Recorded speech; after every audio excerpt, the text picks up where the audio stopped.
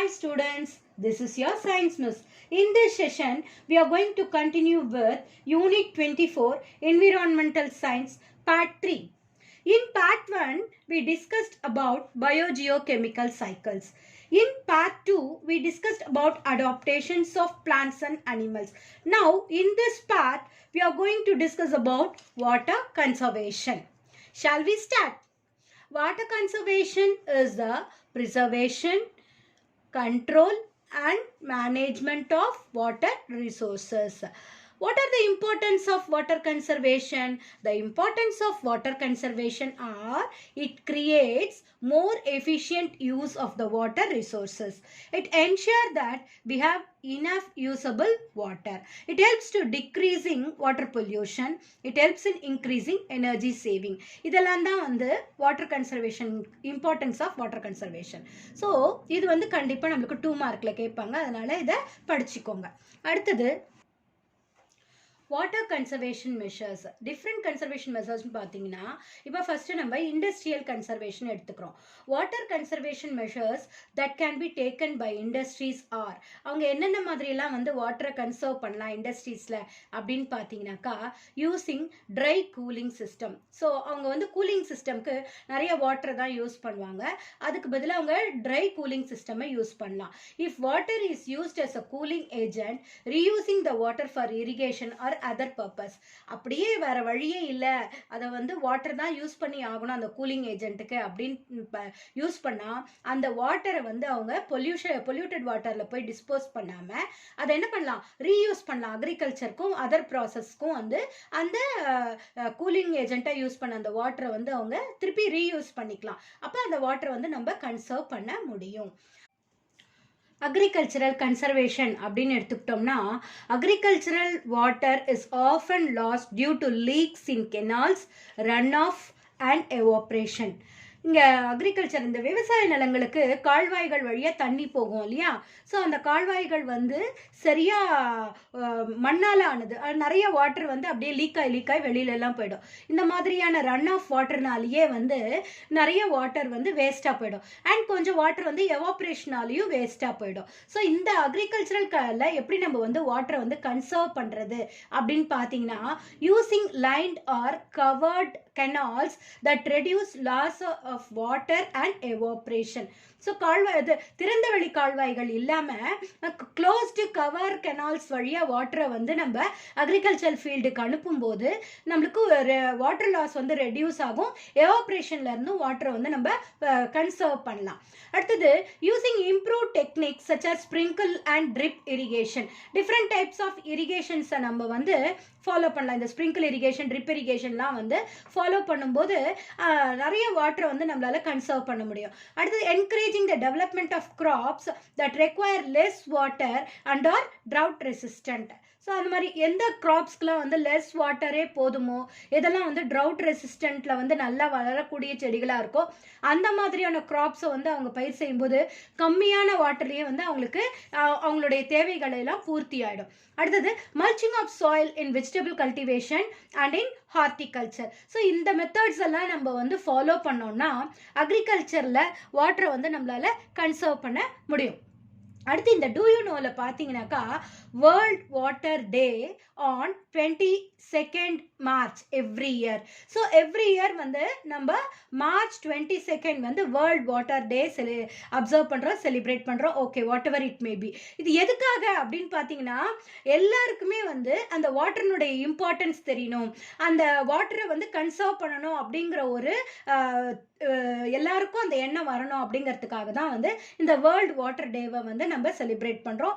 எல்லாரும் ஞாபகம் வச்சுக்கோங்க, when world water day is செலிப்ரேட்டட்னு கேட்டால் 22nd March of every year.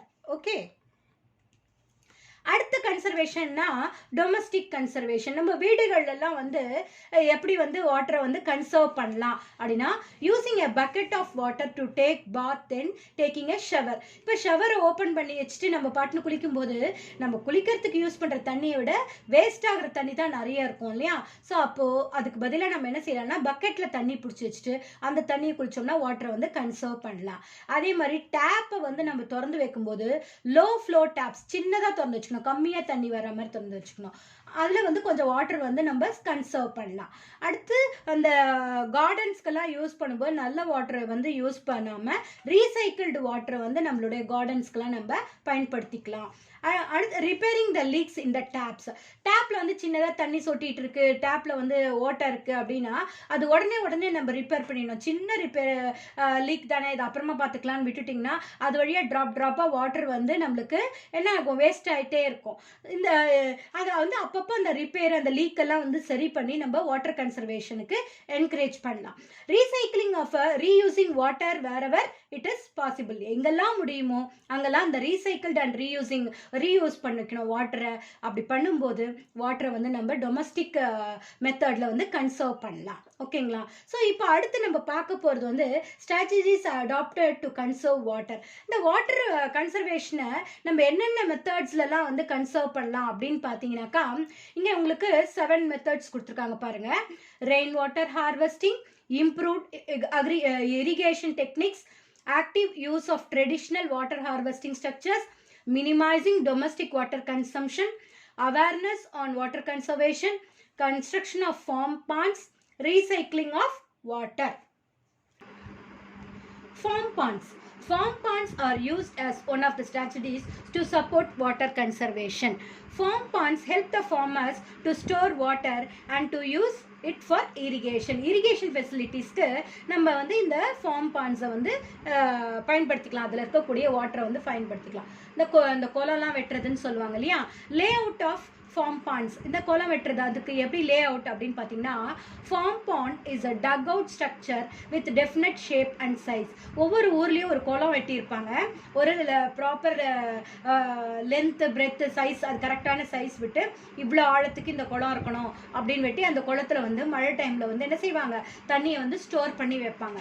அந்த தண்ணியை அவங்க வந்து அக்ரிகல்ச்சரல் பர்பஸ்க்கு யூஸ் பண்ணிக்குவாங்க. They have proper inlet and outlet structures for collecting the surface runoff flowing from the farm area. So இந்த ஃபார்ம் ஏரியாஸ்லேருந்து வெளியில் வரக்கூடிய அந்த ரன் ஆஃப் வாட்டர் வந்து ஃபுல்லாக கலெக்ட் ஆகி அந்த ஃபார்ம் பாண்ட்ஸ்க்கு போக வேண்டிய ப்ராப்பர் இன்லெட்டும் ப்ராப்பர் அவுட்லெட்டும் வந்து அதில் வந்து உருவாக்கியிருப்பாங்க. அப்போ தான் வந்து அந்த ஃபார்ம் பாண்ட்ஸ்க்கு கரெக்டான வழியில் தண்ணி வந்து சேரும். அதே மாதிரி அதிலிருந்து அக்ரிகல்ச்சர் லேண்ட்ஸ்க்கு தண்ணி கரெக்டாக போய் சேரும். இப்படி ஸ்டோர் பண்ணி வச்சிருக்கிற இந்த வாட்டரை வந்து the stored water is used for irrigation. இதை விவசாயத்துக்கு வந்து பயன்படுத்திக்குவாங்க. அடுத்தது பார்த்தீங்கன்னாக்கா, இந்த ஃபார்ம் பாண்ட்ஸ்னுடைய அட்வான்டேஜஸ் என்னென்ன? The advantages of farm ponds are they provide water to growing crops without waiting for rainfall. So மழை இல்லாத நேரங்களில் கூட இதில் இருக்கக்கூடிய வாட்டரை யூஸ் பண்ணி ஃபார்மர்ஸ் வந்து என்ன பண்ணலாம், அவங்களுடைய க்ராப்ஸ்க்கு வந்து இரிகேஷன் ஃபெசிலிட்டிஸ்க்கு பயன்படுத்திக்கலாம். தே provide water for irrigation even when there is no rain. they reduce soil erosion. soil erosion-ஐ வந்து இந்த ஃபார்ம் பாண்ட் வந்து தடுக்கும். அந்த ஈரப்பதம் இருக்கிறதுனால வந்து சாயில் எரோஷன் நடக்காமல் தடுக்கும். அதே மாதிரி recharge ground water, improved drainage, excavated soil and can be used to enrich soil in the field and leveling lands. இதுக்கெல்லாம் வந்து ரொம்ப அதிகமாக வந்து இந்த ஃபார்ம் பாண்ட்ஸ் வந்து பயன்படுது. அதே மாதிரி சில இடங்களில் வந்து ஃபிஷ் ரேரிங்கு கூட இந்த ஃபார்ம் பாண்ட்ஸை வந்து பயன்படுத்திக்கிறாங்க. அண்ட் இந்த ஆடு மாடுகளையெல்லாம் வளர்க்குறதுக்கு domestic purposes and livestock management, அதை தான் வந்து நம்ம பவுல்ட்ரிக்கு, இந்த கோழிகள் வளர்க்குறதுக்கு, ஆடு மாடுகளுக்கு அப்படின்னு சொல்லுவோம் இல்லையா, அதுதான். இதுக்கெல்லாம் கூட அந்த தண்ணியை வந்து பயன்படுத்திக்கலாம். ஸோ இந்த அளவுக்கு வந்து அந்த ஃபார்ம் பாண்ட்ஸ் வந்து ரொம்ப யூஸ்ஃபுல்லாக இருக்கு. அடுத்தது நம்ம படிக்க போகிறது வந்து வாட்டர் ரீசைக்ளிங். இந்த வேஸ்ட் வாட்டரை எப்படி நம்ம ரீசைக்கிள் பண்ணுறது அப்படிங்கிறத தான் நம்ம இப்போது படிக்க போகிறோம். வாட்டர் ரீசைக்ளிங்கில் வேஸ்ட் வாட்டர் ரீசைக்ளிங் ஸ்டேஜஸ் என்னென்ன ஸ்டேஜஸ் இருக்குது இந்த வேஸ்ட் வாட்டர் ரீசைக்ளிங்கில் அப்படின்னு பார்த்தீங்கன்னா, conventional waste water treatment consist of combination of physical, chemical and biological processes which remove solid organic matter and nutrients from waste water. The wastewater treatment involves the following stages. என்னென்ன stages இருக்கு பாருங்க, primary treatment, secondary treatment and tertiary treatment. மொத்தம் 3 treatment இருக்கு. First primary treatment அப்படின்னு எடுத்துக்கிட்டோம்னா, primary treatment involves temporary holding of the wastewater in a tank. ஒரு பெரிய டேங்க்ல வந்து இந்த வாட்டரை வந்து என்ன பண்ணுவாங்க, டெம்பரரியா ஹோல்ட் பண்ணி வைப்பாங்க. அப்படி ஹோல்ட் பண்ணி வைக்கும்போது என்ன ஆகும் அப்படின்னா, the heavy solids get settled at the bottom. அதில் இருக்கக்கூடிய சாலிட் வேஸ்ட் எல்லாம் அப்படியே என்ன ஆகிடும், அந்த டேங்க்னுடைய பாட்டமில் போய் அப்படியே செட்டில் ஆகிடும். அதே நேரத்தில் வெயிட் கம்மியாக இருக்கக்கூடிய ஆயில், கிரீஸு, லைட்டர் சாலிடு, தண்ணியில் மிதக்கக்கூடிய சாலிட் பார்ட்டிகல்ஸ், இது எல்லாமே வந்து அந்த டேங்க்னுடைய அப்பர் லேயரில் வந்து அப்படியே ஃப்ளோட் ஆகிட்டே இருக்கும். The settled and floating materials are remove. So அந்த டேங்க்ல இருந்து அந்த மேலே மிதந்துட்டு இருக்கிற வேஸ்ட்டையும் கீழே செட்டில் ஆன வேஸ்ட்டையும் ரிமூவ் பண்ணிட்டு the remaining liquid undergoes secondary treatment. இப்போ அந்த மீதி தண்ணியை வந்து என்ன செய்வாங்கன்னா செகண்டரி ட்ரீட்மெண்ட்டுக்கு அடுத்த டேங்க்குக்கு அனுப்பிச்சிருவாங்க. ஸோ செகண்டரி ட்ரீட்மெண்ட்டில் என்ன நடக்குது அப்படின்னு பார்த்தீங்கன்னாக்கா, the secondary treatment is used to remove the biodegradable dissolved organic matter. இந்த இடத்துல அதில் அந்த வாட்டரில் கரைஞ்சி இருக்கக்கூடிய organic matter, biodegradable dissolve organic மேட்டரை அதிலிருந்து ரிமூவ் பண்ணுற வேலையை தான் வந்து செகண்டரி ட்ரீட்மெண்ட்டில் நடக்குது. This is performed in the presence of oxygen by aerobic microorganisms. இங்கே பயாலஜிக்கல் ஆக்சிடேஷன் அப்படிங்கிற ப்ராசஸ் நடக்குது. இந்த ப்ராசஸில் மைக்ரோ ஆர்கானிசம்ஸை வந்து உள்ளே விடுறாங்க. இந்த microorganisms must be separated from treated waste water by sedimentation. இந்த இடத்துல ஒரு செடிமெண்டேஷன் ப்ராசஸ் வழியாக அந்த இது வந்து என்ன ஆகுதுன்னா, அந்த டிசால்வ்டு சப்ஸ்டன்ஸ்லாம் வந்து நம்மளுக்கு அப்படியே அடியில் போய் செட்டில் ஆகிடும். After separating the sediments of biological solids, the remaining liquid is discharged for tertiary treatment. இப்போ இதில் இருக்கக்கூடிய அந்த dissolved organic waste எல்லாத்தையும் நம்ம என்ன பண்ணிட்டோம், அது வெளியில் எடுத்துட்டோம். வெளியில் எடுத்த பிறகு அந்த ரிமைனிங் இருக்கக்கூடிய அந்த லிக்விடை டெரிட்டரி ட்ரீட்மெண்ட்டுக்கு எடுத்துகிட்டு போகிறோம். Tertiary or advanced treatment is the final step. இதுதான் ஃபைனல் ஸ்டெப் அந்த சீவேஜ் ட்ரீட்மெண்ட்டில். It involves removal of inorganic constituents such as nitrogen, phosphorus and microorganisms. So இந்த ட்ரீட்மெண்ட் எல்லாம் முடிஞ்சதுக்கு அப்புறம் the fine colloidal particles in the sewage water are precipitated. அதெல்லாம் என்ன ஆகும், அப்படியே கட்டியா வந்து கீழே போய் செட்டில் ஆகிடும். by adding chemical coagulants like alum or ferric sulfate. நம்ம படிகாரம்லாம் யூஸ் பண்ணுவோம் இல்லையா, நம்ம வீட்டில் தண்ணியெல்லாம் பிடிச்சி எடுத்துகிட்டு வந்தோம்னா அதில் வந்து என்ன செய்வோம், படிகாரம்னு ஒரு கல் போட்டு வைப்பாங்க. அது என்ன செய்யும்னா, அந்த தண்ணியில் இருக்கக்கூடிய கரைஞ்சிருக்கக்கூடிய அந்த வேஸ்ட் எல்லாத்தையும் அப்படியே கீழே போய் டெபாசிட். அடுத்த நாள் எழுந்து பார்த்தீங்கன்னா மேலே அப்படியே தண்ணி தெளிவாக அப்படியே கிளியராக இருக்கும், கிளியர் கட் கிறிஸ்டல் வாட்டராக இருக்கும். அடியில் அந்த டெபாசிட்ஸ்லாம் இருக்கும். அப்படியே வடிகட்டி அந்த சுத்தமான தண்ணியை எடுத்துக்கலாம். அடியில் அந்த டெபாசிட்ஸ்லாம் போயிடும். அதுக்கு வந்து அந்த ஆலம் அப்படிங்கிற அந்த படிகாரம்னு தமிழில் சொல்லுவாங்க. அதுதான் என்ன செய்யணும்னா, அதில் இருக்கக்கூடிய அந்த கெமிக்கல்ஸ் எல்லாம் கொயாகுலேட் கட்டியாக்கி அதை கீழே செட்டில் பண்ண வச்சிடும். ஓகேங்களா? ஸோ இங்கே உங்களுக்கு ஒரு ஃப்ளோ சார்ட் மாதிரி கொடுத்துருக்காங்க. நம்ம இவ்வளோ நேரம் என்ன படித்தோமோ அதை தான் வந்து இந்த ஃப்ளோ சார்ட்டில் கொடுத்துருக்காங்க. நீங்கள் படிச்சுக்கோங்க. இந்த ப்ரைமரி ட்ரீட்மெண்ட்டில் என்ன நடக்குது, செகண்டரி ட்ரீட்மெண்ட்டில் என்ன நடக்குது, டெரிட்டரி ட்ரீட்மெண்ட்டில் என்ன நடக்குது, எல்லாமே நீங்கள் கோத்ரூ பண்ணிக்கோங்க. உங்களுக்கு புரிஞ்சிருக்கும்னு நினைக்கிறேன். ஸோ ப்ரைமரி ட்ரீட்மெண்ட்க்கு இன்னொரு நேம் வந்து ஃபிசிக்கலி அதை இது பண்ணுறாங்க. அடுத்து செகண்டரி ட்ரீட்மெண்ட்டில் பயாலஜிக்கல் ட்ரீட்மெண்ட், டெரிட்டரி ட்ரீட்மெண்ட் வந்து கெமிக்கல் ட்ரீட்மெண்ட். ஓகேவா? அடுத்தது இந்த அளவுக்கு ரீசைக்கிள் பண்ணி சுத்தப்படுத்தி எடுத்த அந்த வாட்டரை எதுக்கெல்லாம் நம்ம பயன்படுத்திக்கலாம். இந்த recycled water are used in agriculture, landscape, public parks, cooling water power plants and oil refineries, toilet flushing, dust control, construction activities. So இந்த மாதிரி இடத்துங்களுக்கெல்லாம் வந்து இந்த ரீசைக்கிள்டு வாட்டரை நம்ம ரீயூஸ் பண்ணிக்கலாம். ஓகேங்களா? ஸோ இது வந்து 2 மார்க்கில் கேட்பாங்க, படிச்சுக்கோங்க. இந்த ரீசைக்கிள்டு வாட்டர் வந்து எங்கெல்லாம் நம்ம பயன்படுத்தலாம் அப்படின்னு சொல்லிட்டேன். The next part of the lesson is International Union for Conservation of Nature and Natural Resources, IUCN. இது வந்து ஒரு இன்டர்நேஷ்னல் ஆர்கனைசேஷன். இது வந்து நம்ம இயற்கை வளங்களை வந்து காப்பாற்றுறதுக்காக இந்த ஆர்கனைசேஷன் வேலை செய்யுது. ஓகேவா? IUCN is an international organization working in the field of natural conservation and sustainable use of natural resources.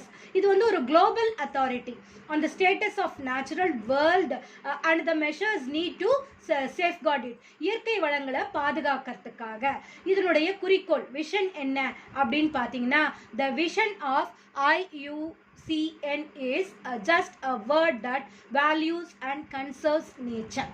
So உங்களுக்கு what is the vision of IUCN, mission of IUCN இதெல்லாம் வந்து 2 மார்க்கில் கேட்பாங்க, கோ த்ரூ பண்ணிக்கோங்க. அடுத்தது மிஷன் ஆஃப் IUCN அப்படின்னு பார்த்தீங்கன்னாக்கா the mission of IUCN is to influence, encourage and assist societies throughout the world to conserve the integrity and diversity of nature and to ensure that any use of natural resources is equitable and ecologically sustainable. இதுதான் அதனுடைய mission. ஓகேங்களா? இந்தியாவை பொறுத்த வரைக்கும் India a mass diverse country with only 2.4% of world's land area accounts for 7 to 8% of all recorded species. இதில் வந்து red புக்லாம் வரும், நீங்கள் வந்து கோத்ரூ பண்ணிங்கன்னா உங்களுக்கு ஈஸியாக அது புரிகிற மாதிரி இருக்கும். இந்த இதை வந்து ரெட் புக் லிஸ்ட்டை வந்து நீங்கள் கோத்ரூ பண்ணிக்கோங்க, உங்களுக்கு புரியும். ஓகேங்களா? ஸோ இதில் வந்து எக்ஸ்டிங்க்ட் ஸ்பீஷீஸ்னால் என்ன, என்டேஞ்சர்ட் ஸ்பீஷீஸ்னால் என்ன, எதெல்லாம் வந்து த்ரெட்டனிங் ஸ்டேஜ் இருக்குது, எல்லாமே வந்து உங்களுக்கு அந்த அந்த கிடைக்கக்கூடிய டேட்டாஸை வச்சு தான் அதை வந்து என்ன பண்ணுறாங்க, நம்மளுக்கு கால்குலேட் பண்ணுறாங்க. The country's diverse physical features and climatic conditions have resulted in a variety of ecosystems such as forests, wetlands, grasslands, desert, coastal and marine ecosystem. இப்போ different varieties of ecosystems வந்து நம்மளுடைய கண்ட்ரியில் இருக்கு. 4 of 34 globally identified biodiversity hotspots are found in India. உலகம் முழுக்க இருக்கக்கூடிய biodiversity hotspotsல இந்தியாவில் மட்டும் 4 biodiverse hotspots இருக்கு. எதெல்லாம் வந்து பார்த்தீங்கன்னாக்கா the Himalayas, the Western Ghats, the Northeast, the Nicobar Islands. இது எல்லாமே வந்து நம்ம இந்தியாவில் இருக்கக்கூடிய biodiversity hotspots. India became state member of IUCN in 1969. இந்த IUCNல இந்தியா எப்போ மெம்பர் ஆச்சு அப்படின்னு பார்த்தீங்கன்னா 1969ல ஆச்சு through the Ministry of Environment, Forest and Climate Change. அடுத்தது இந்த IUCN வந்து முதல்ல எங்கே உருவாச்சு அப்படின்னா IUCN was found on 5th October in 1948 at Gland, Switzerlandல கிளாண்டுங்கிற ஒரு இடத்துல 5th October 1948ல இந்த நேச்சர் கன்சர்வேஷனுக்காக IUCN அசோசியேஷனை உருவாக்கினாங்க. ஓகேங்களா? So students, go through all the 3 videos of this lesson once or twice for better understanding. Find answers for the evaluation part. Thank you, students.